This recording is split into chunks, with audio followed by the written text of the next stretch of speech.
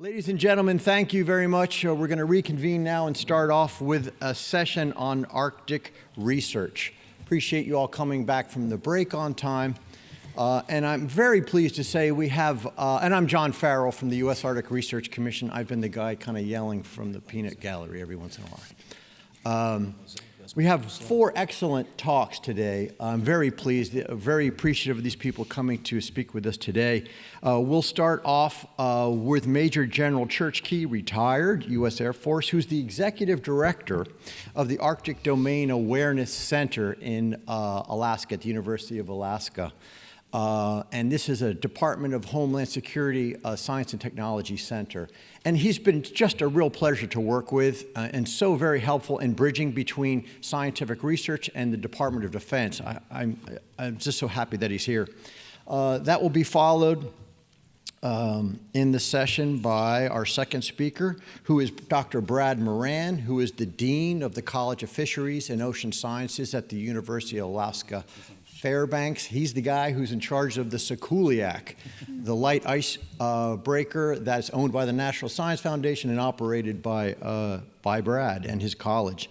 Following that, we have Dr. Frank Rack, who's a program manager in the Office of Polar Programs in the National Science Foundation. Frank is a long-term colleague of mine. So pleased that he's in this capacity. Great guy with science and logistics. And finally, we have Dr. Colleen Strawhacker, one of the younger members of the panel, a rising star, and she's going to talk to us today about navigating the new Arctic.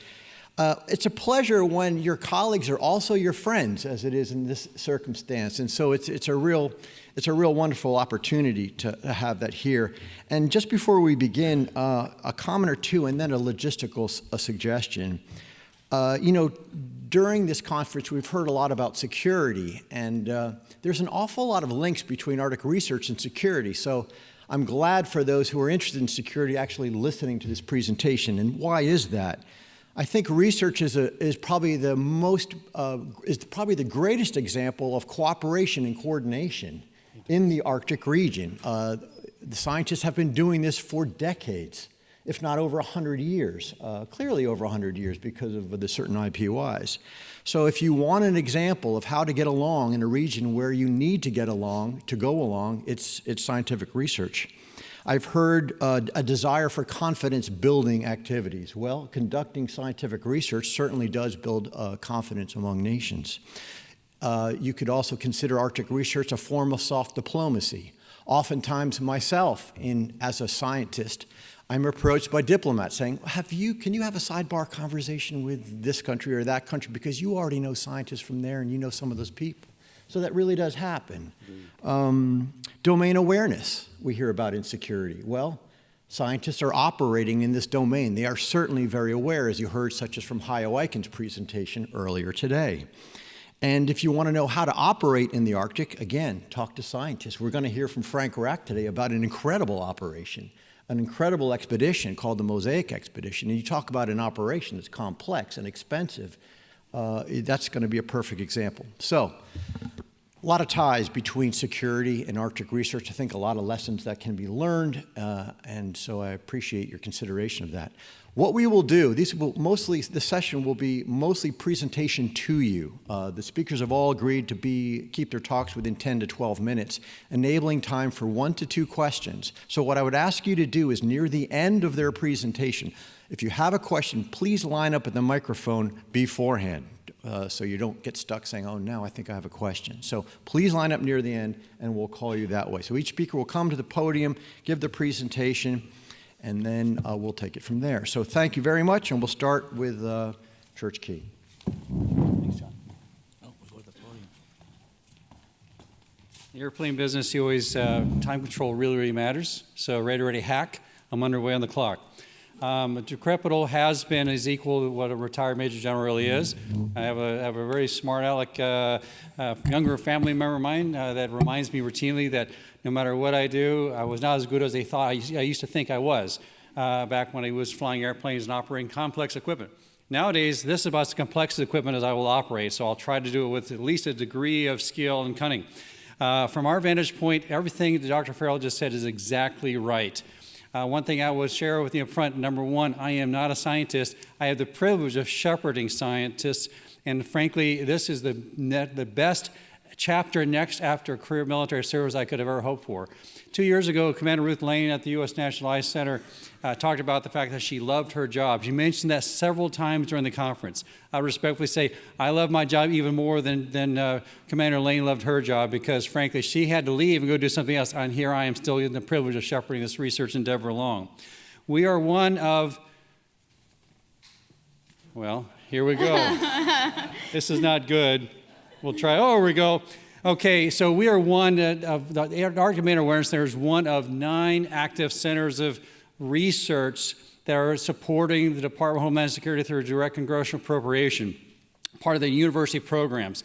We're the one center that has a privilege of not only focusing on a component of the Department of Homeland Security, which is for us, the United States Coast Guard, but is also the one that's oriented to a specific geographic region, the Arctic. It truly is the funnest center to direct within the Department of Homeland Security's university programs. And from my vantage point, one thing I've learned in the course of the last 3.5 years of shepherding research and listening to Arctic scientists is to make sure that, first and foremost, declarative statements are usually going to wind up putting you in the wrong category. It's always an investigation. We're always advancing. We're always trying to inquire and find out new understandings of the Arctic. So Arctic domain awareness is not much unless you put with it Arctic domain understanding. So one thing I've also understood by listening to Dr. Farrell last several years is always answer the question up front. So we were tasked to each of us presenters here to address your contributions from your center to Arctic science. So for us, it's right up here in the yellow font. I will not read through it, but from your vantage point, these are the categories of science that we investigate in our center. And our center, of course, is a research network that's hubbed at University of Alaska Anchorage, collaborates closely. You get a UAF, or University of Alaska writ large, effort between a campus in Anchorage and a campus in Fairbanks. We work a lot with the International Arctic Research Center led by Dr. Eichen. Our research director for our center is the Vice Chancellor of Research, Dr. Larry Hinsman, UAF, et cetera. But these categories of research for us are conducted across the United States, and a lot of collaboration between the United States and Canada through our efforts. We have conducted research workshops actually with Canada and across the Canadian research enterprise, and a lot with the Canadian Operations Committee, to include the Canadian Coast Guard and Canadian Armed Forces. This is slowing me down. Did I not pay the battery in? Here we go. We'll try to do this quickly. Our customers are broad because all the centers of excellence have the opportunity to not only focus on the United States Coast Guard, for our case, or other members of the Department of Homeland Security, but it's also focused in supporting the public good. So therefore, our customer base extends from, of course, the United States Coast Guard, and extends into the areas of Arctic shipping to include the commercial cruise industry as they enter into the Arctic waters, and commercial shipping, as Governor Treadwell spoke about earlier, but also the opportunity to support those people who have a PhD in Arctic living, the Alaska Native community, to include a lot of collaboration in the Eskimo Walrus Commission and the Eskimo Whaling Commission. That kind of activity for us, working both in Western and North Slope Alaska, allows us to be able to reach out and, first and foremost, listen and learn and try to contribute. We have 3 approaches as a center, and that's number 1, to conduct specifically approved science technology that is focused on a program or a project or a concern that is sponsored and championed by the United States Coast Guard. The second avenue, if you will, is that of really convening. We do a lot of focused workshops. The average somewhere between 80 and 90 folks on generally between places across Alaska. And from our vantage point, not only do we use these workshops to advance research, but we also create standalone knowledge products that are useful by themselves. We have 2 different forms to do that. I'll cover that briefly in the slides. And lastly, like all the centers of excellence in the university program at DHS, we have the opportunity to educate the next generation of professionals going to the Homeland Security enterprise. Currently, right now, we're on our summer intern project. We got fellows from across the United States with us in Alaska, and then we have also other fellows that are across the United States and other research internships for this summer. So educational programs is a really neat piece of the equation for me, is growing replacements, and I'm thrilled at the opportunity to do that.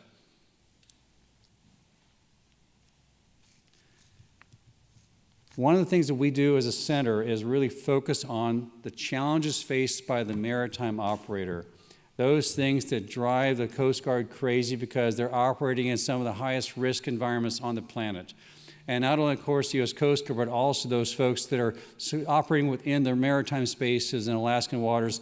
But specifically for us, as a Maritime Research Center, we're looking at the Bering, Chukchi, and Beaufort Sea regions, and also somewhat into the North Pacific Gulf because of the amount of traffic that comes across the Great Circle Route between East Asia and the North Pacific. These are kind of the problem sets we're focused on as a center to drive down risk through specific research, and not only through the research, but then also identifying opportunities for other research, whether we do as a center or creating the knowledge products that other research enterprises can grab and take forward. One of the neat things we do as a center is to try to interconnect. Each research project has an opportunity of a standalone endeavor, but it can also inform other research. So, for example, there's several projects that are linked to this particular slide. From my vantage point, it is about by harvesting any effort that finds a way to find other applications. And for example, sea ice modeling coupled with maritime long-range autonomous water vehicles focused on also oil spill modeling, they can all learn from each other. One of the privileges I have to have as a center director is try to find ways to find the linkages and commonality between the research projects, and then for us to then work holistically for the greater good. So for us, at the end of the day, this is about operator-driven science technology. These are the kind of the categories of endeavors that we are focused on as a center. And again, a lot of font, but my bottom line for you is about decision support, it's about modeling physical characteristics of the Arctic, is about tactical tools to make the go, no-go decision for that marine operator.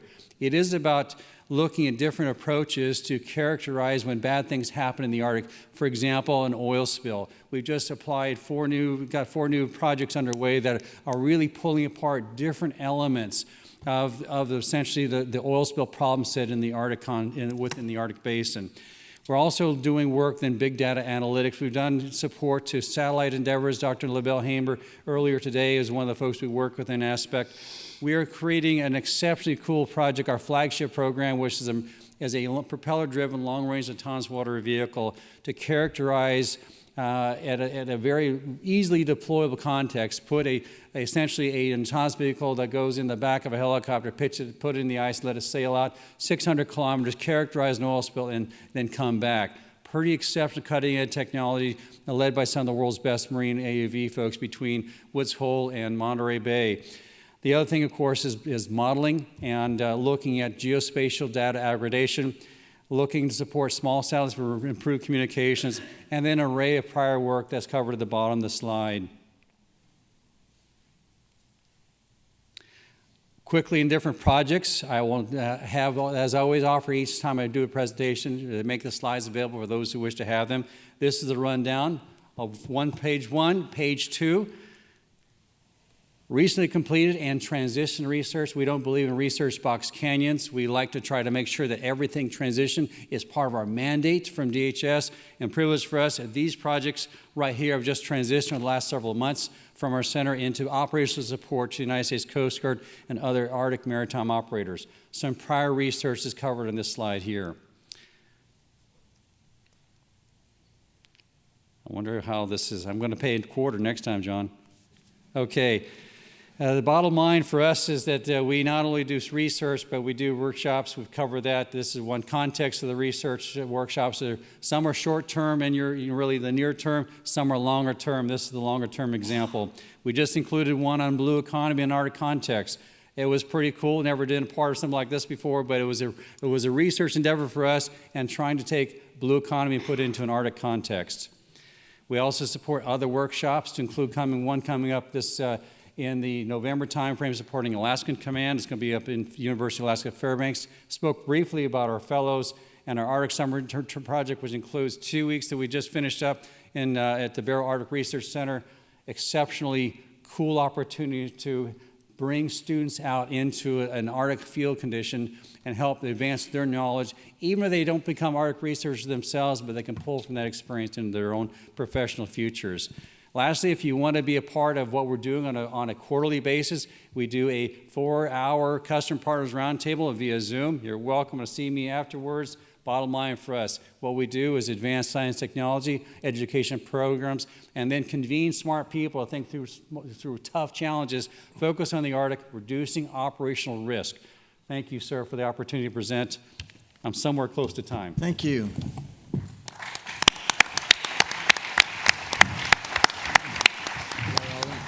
Church, one quick question. If there were $10 million more for this kind of work, should it go to your center or should it go to Coast Guard to better operationalize what your research has been done? Yes. All right, that's 20 million then. I'll give 10 each. Next, we have Brad Moran.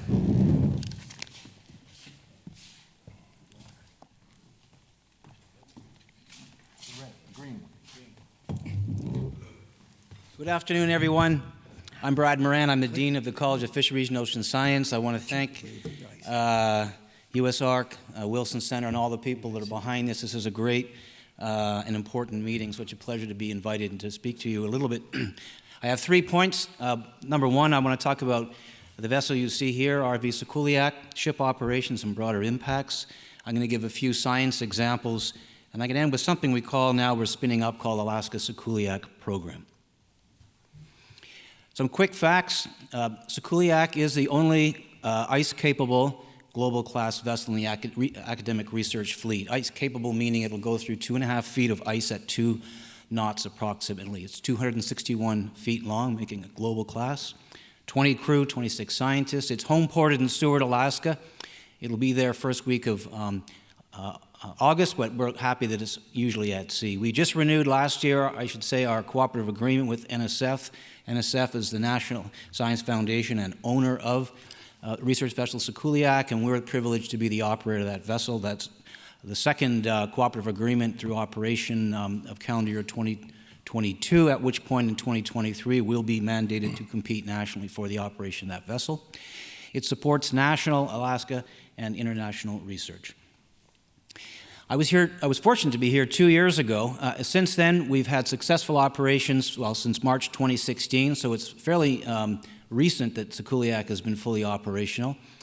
We've focused very much in partnership with the National Science Foundation on reducing and minimizing or avoiding completely any conflicts between scientists and subsistence hunters that we heard from earlier today, with something called the Community Environmental Compliance Standard Operating Procedure, or CSOP. I can happily speak about some of these things in more detail later. I'll point out some international collaborations. We've also added some degree of fisheries capability that was engineered out due to budget on Cooley AK with something called the Sampling Underway Ice Trawl, or SOOT, and I'll end with the Cooley AK program. Just to show you where we operate, as I mentioned, it's a global vessel. We're operating primarily in North Pacific, although it can go anywhere in the world's oceans. So we operate anywhere from down into Mexico, California, up in, of course, the Gulf of Alaska, through the Bering Sea, Chukchi, and Beaufort Sea. It's part of the University National Oceanographic Laboratory system, hence the logo on there.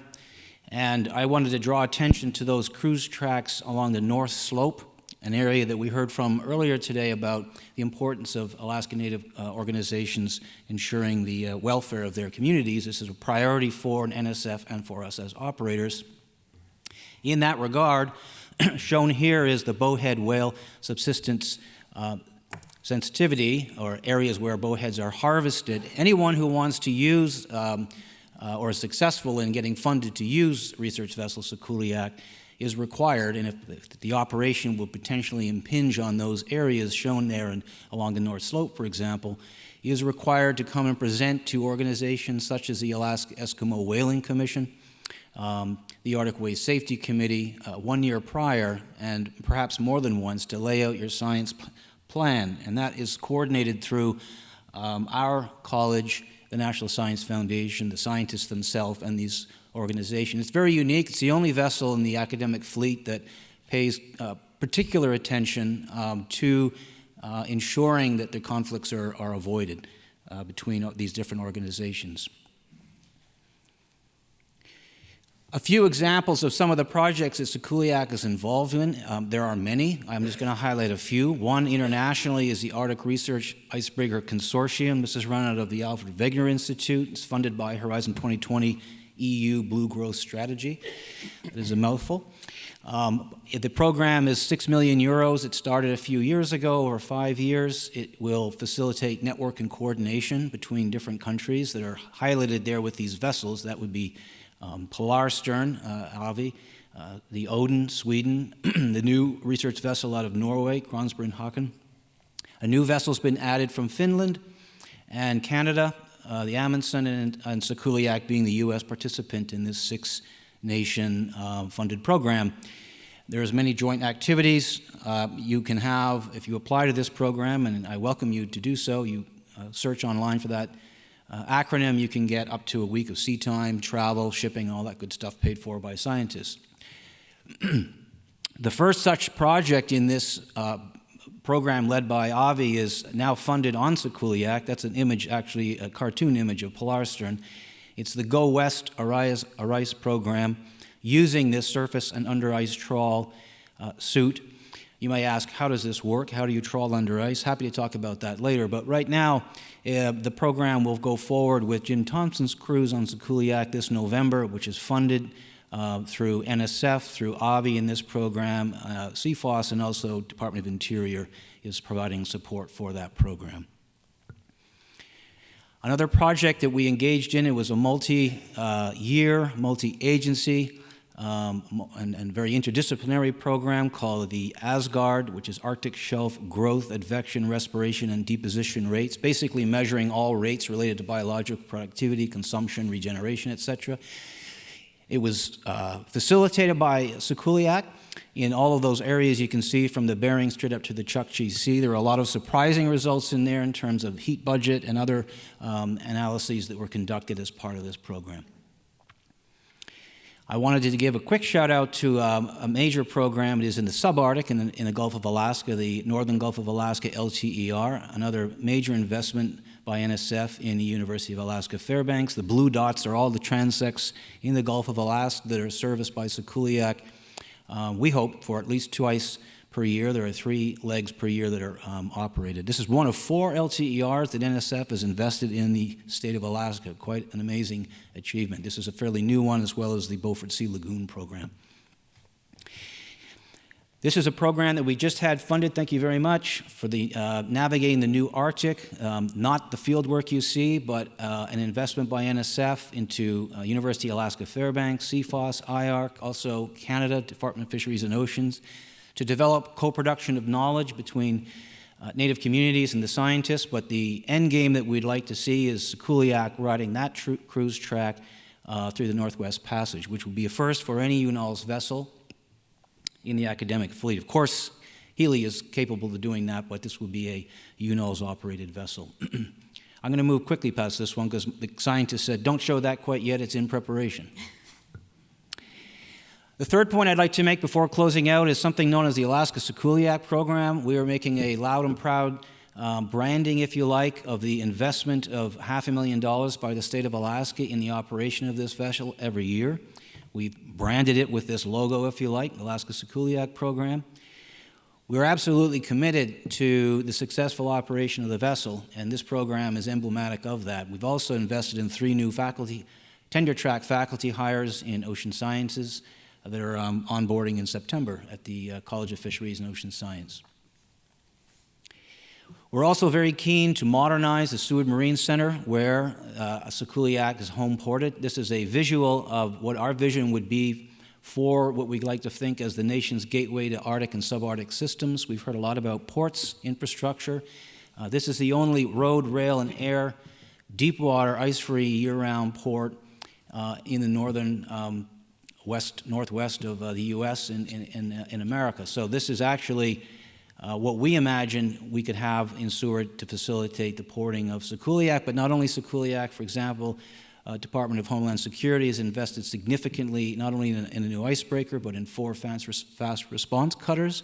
And I understand $30 million is going into the Seward Resurrection Bay area. So happy to talk about opportunities for partnering. The Sea Life Center is there. This could be the Mbari of the North in terms of the public engagement, community engagement, and research vessels and vessels that support our national security interest. My last slide, you might wonder what the heck, this is nothing compared to Sekuliak. I like to say Sekuliak has a stepchild now. This is the brand new vessel that just splashed in Seward on Monday of this week. We had a competition, it's named Nanook, polar bear. That's the mascot of the University of Alaska Fairbanks. That was a competition, it was fun. I can tell you that the origin of this is from the Alpha Helix sale proceeds in part, so we're super proud to have a very capable brand new coastal research vessel that is part of what we know as the Alaska Sekuliak program. I'll close out with a hashtag UA Strong. I'm sure you've read the headlines. That may look funny, but we're absolutely committed to running this vessel as part of the college going forward. Thank you. Thank you.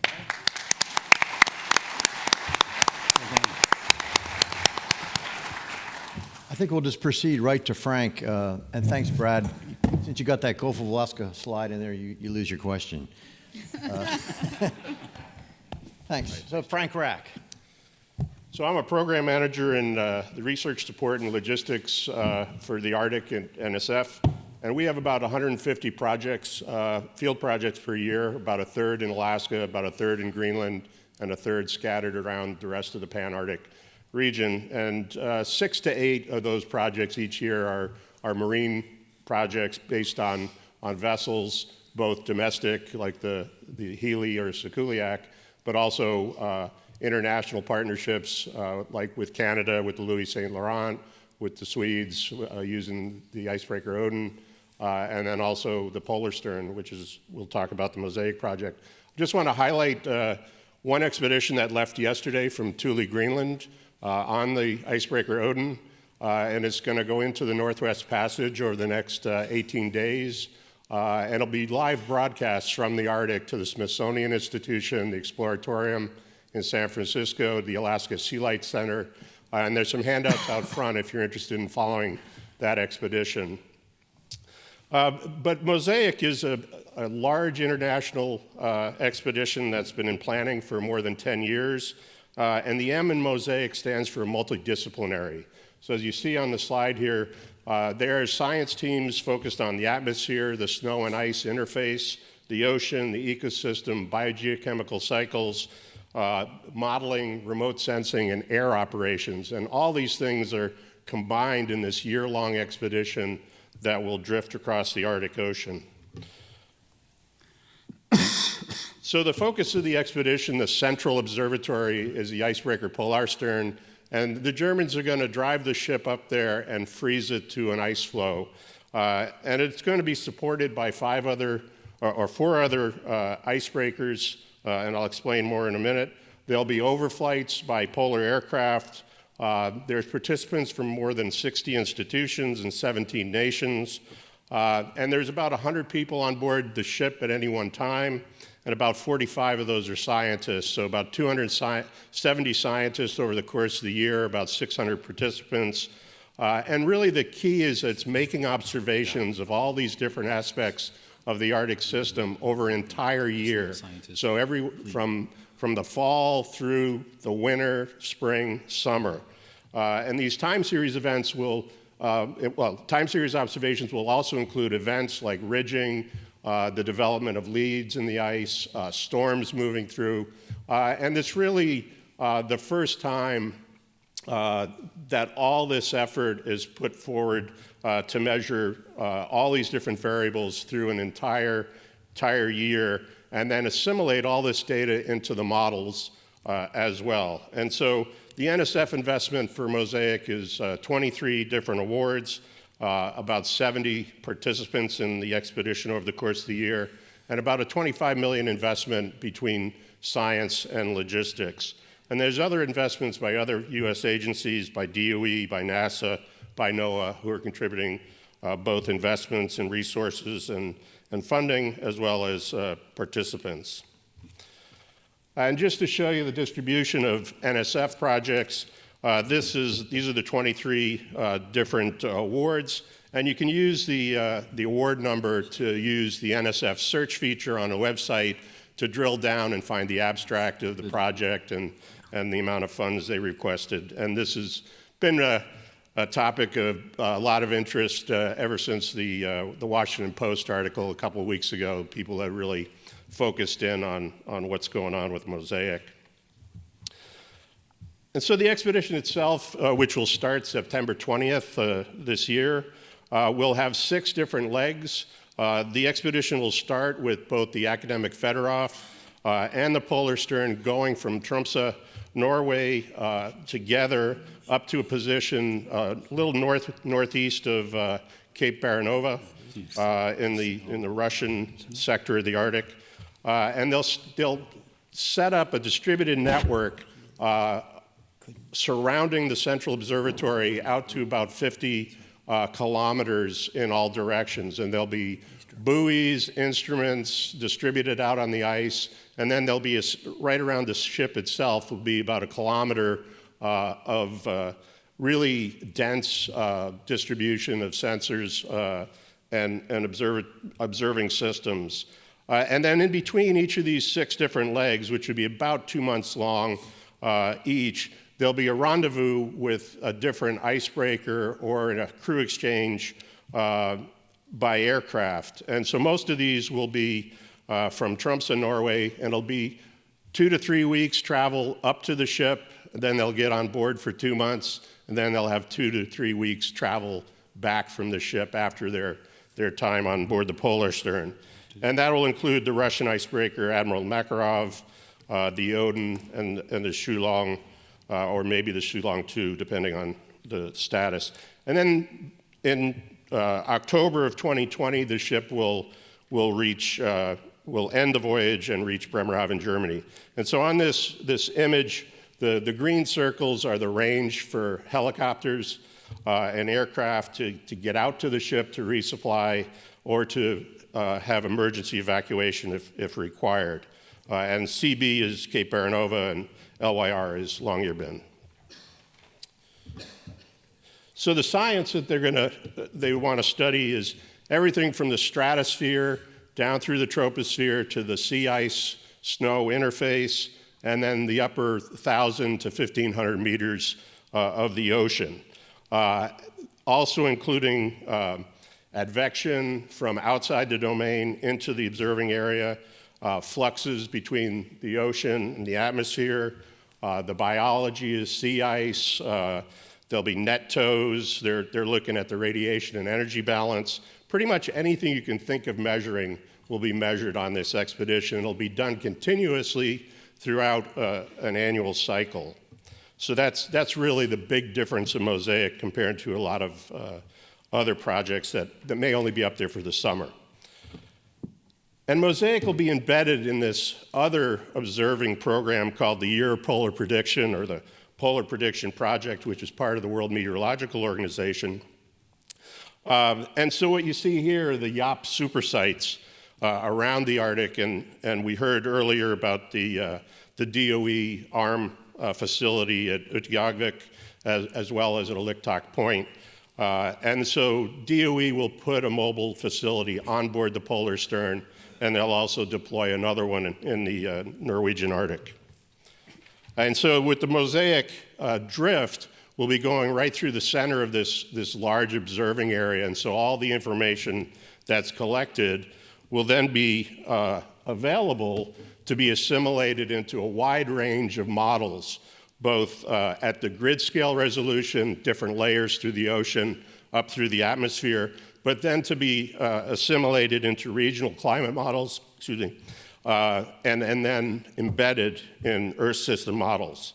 So this is really an opportunity to advance our understanding of the Arctic environment and all these different dimensions, but also to reduce uncertainties and improve climate models for predictions. So there'd be a lot of national weather services providing predictions to the Polar Stern, and then assimilating data and and improving those models throughout the course of the year and then thereafter.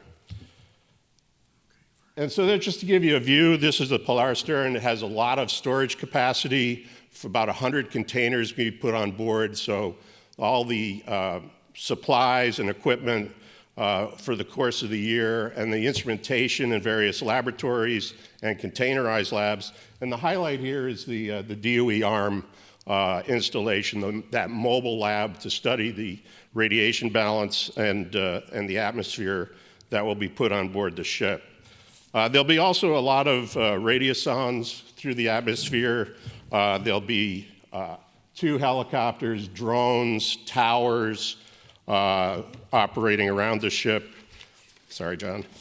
And then there'll be science missions on foot, through snowmobiles, and we'll have to also provide bear protection, polar bear protection, so an area protection, and then bear guards for any of these groups that go away from the ship. And then finally, we'll be providing access holes through the ice for the deployment of CTD and rosettes, and all of these provide their own logistics and operational challenges. And just the last slide to show that within the context of this observing, you have to think about the environment. So what is the ship doing to what you're trying to observe? So they're very concerned about light pollution for the biological studies, chemical pollution, biological pollution from the humans on board, air pollution, and trying to mitigate and minimize this. Appreciate your time. Thank you.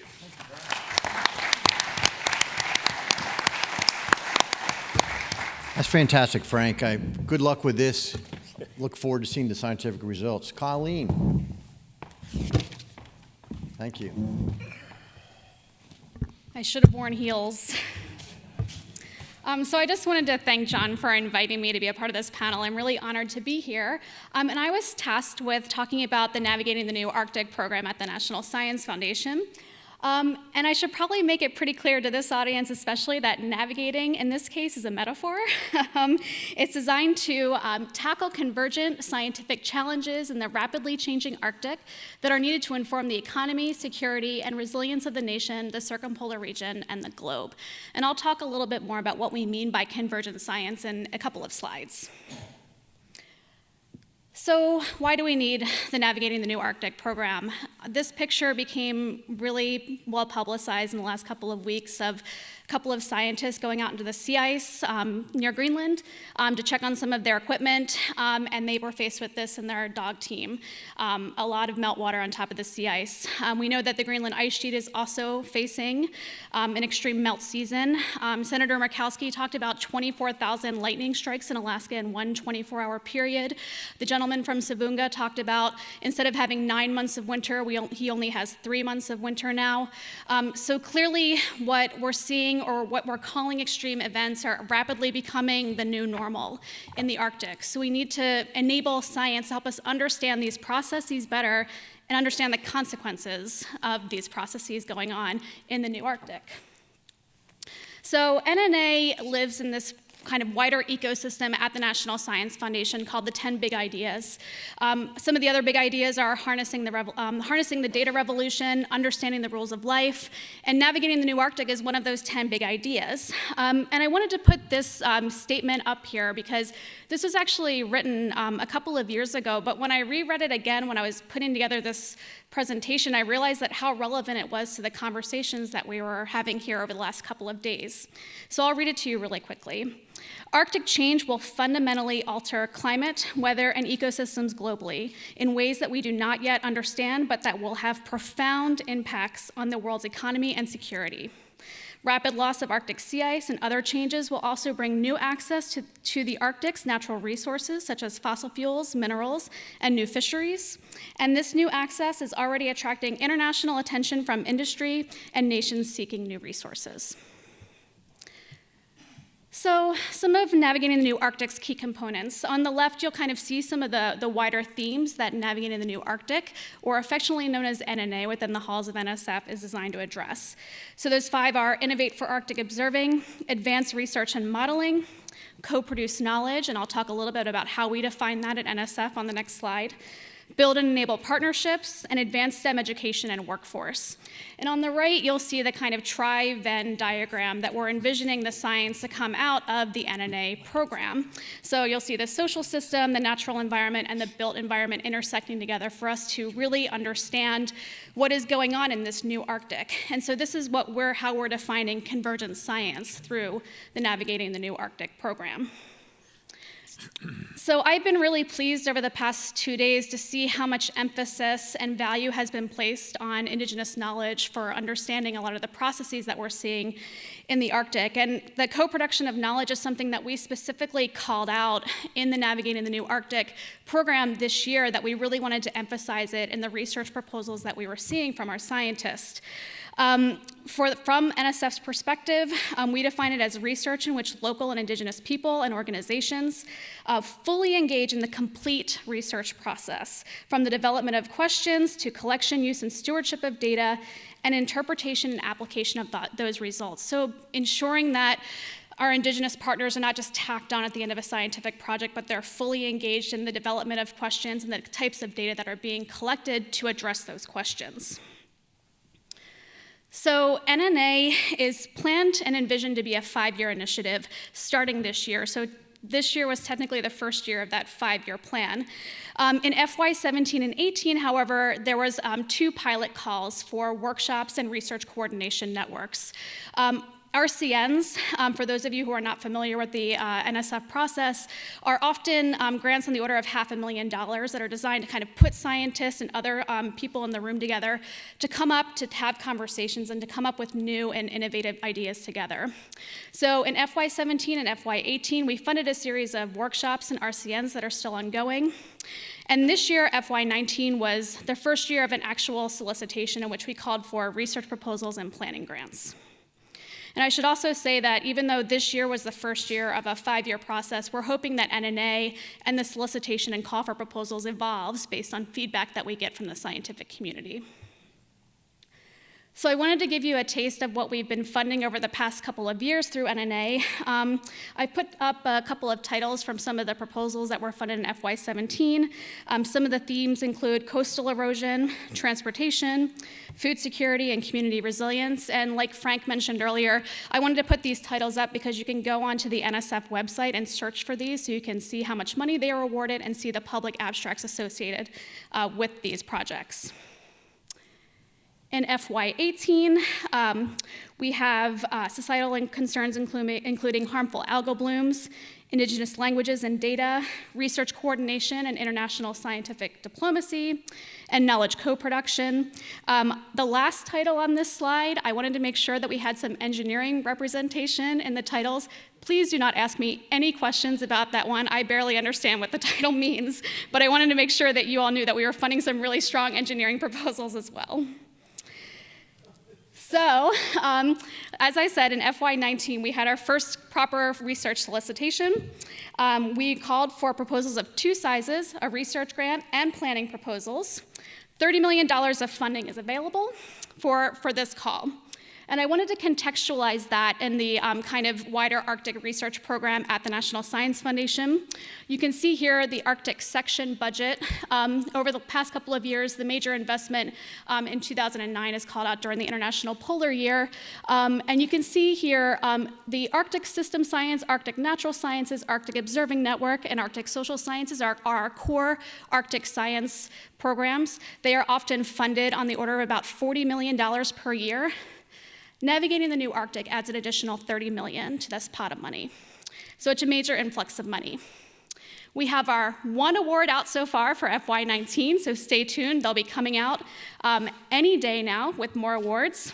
And my last slide, I just wanted to highlight some opportunities and challenges associated with the NNA program. Obviously, this is a sizable increase in research funding available for Arctic scientific research. We have new research communities that are developing new and innovative ideas. It's an exciting time, but that comes with some challenges too. How do we ensure that we're connecting disparate research communities for truly convergent research that we call for in our NNA plan? And also, how do we ensure the influx of new science is not disruptive to Arctic residents, or even better, that this new science is useful to Arctic communities? So So thank you so much for giving me the time to listen, and I look forward to any of your questions.